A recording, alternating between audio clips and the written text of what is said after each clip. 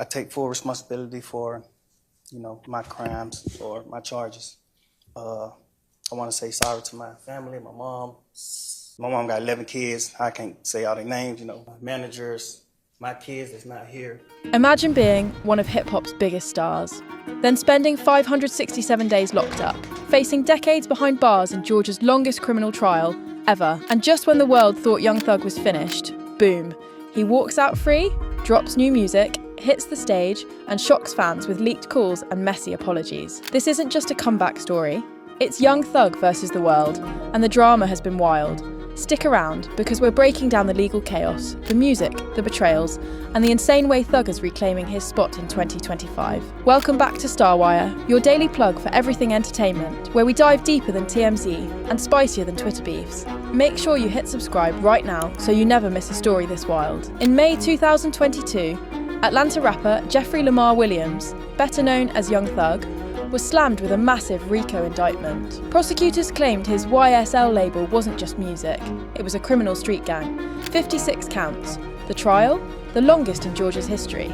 Jury selection alone dragged on for 10 months. By late 2023, after 567 days behind bars, the trial finally began. Chaos followed. Thug's lawyer got jailed for contempt, the judge was replaced, and co-defendants started flipping. Then on Halloween 2024, Thug himself shocked the world with a plea deal. Guilty on gun and drug charges, no contest to racketeering. I am a good guy, I don't mind doing stuff like free shows, and I always did that. I did free shows and gave it to single parents, millions of dollars. I made $1.8 million on a free show, and I gave it all to single parent charity. And I did 2 or 3 shows that made like $700,000 a piece, and I gave it to the breast cancer organization. I do things. I put millions of dollars back into my community for real. I really did. I did more than anybody ever did from my side, But I understand, rap lyrics. I understand how it can be twisted. I understand what it can do to the mind of people. I understand all that, and I promise you I'm 100% changing that. It's just, I'm older, I'm grown now, and it's just like, I'm smarter. There's more things to rap about. I've experienced a lot of good things. I experienced more bad things, but I experienced a lot of good things too. And anyway, I can go forever. His sentence? 40 years on paper, but here's the twist. Time served plus 15 years probation. With one deadly condition: slip up once and he's instantly facing 20 years. He walked free that same day. But freedom came with heavy strings. Barred from Atlanta, barred from gang ties, and watched like a hawk. And under the microscope, things got messy fast. In March 2025, prosecutors tried to revoke his probation after Thug reposted a photo of a police witness. Fans panicked. Was he heading back to jail? Thankfully, the judge ruled it wasn't a violation. Strike one avoided, but even free, the courtroom stayed calling. AEG revived a $5 million lawsuit over a cancelled 2017 tour. Thug was out, but not out of legal trouble. If you're rocking with this breakdown, smash that like button so we can keep bringing you stories like this every day. Even locked up, Thug's music didn't stop. In June 2023, he dropped Business is Business, executive produced by Metro Boomin, packed with Drake, Future, Travis Scott, and more. It still debuted at number 2 on Billboard, even while Thug sat in a cell. Metro followed up with a deluxe version featuring Nicki Minaj and Juice WRLD, proving Thug's sound was still A-list. Now, free at last, rumours swirl of a new album titled Oi Scooty. But through shade at Gunna and Kendrick Lamar, shots fired. Post-release, he's already back in the studio with Travis Scott, and even teasing collabs with new names like Ken Carson. A Thugger comeback project feels closer than ever. June 2025, Chicago.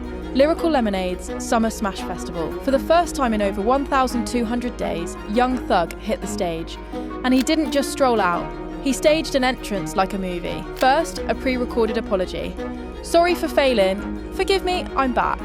Then, a masked stand-in teased the crowd. Finally, the real Thug emerged in a rabbit mask, tearing into Take It to Trial. The set was electric. Classics like Lifestyle and Digits. Subtle shade. He skipped Gunna's name during Ski. And the surprises kept coming. Travis Scott jumped out. Atlanta legend T.I. joined in. And pyros lit up the stadium. Fans went crazy. One put it best: his presence alone is priceless.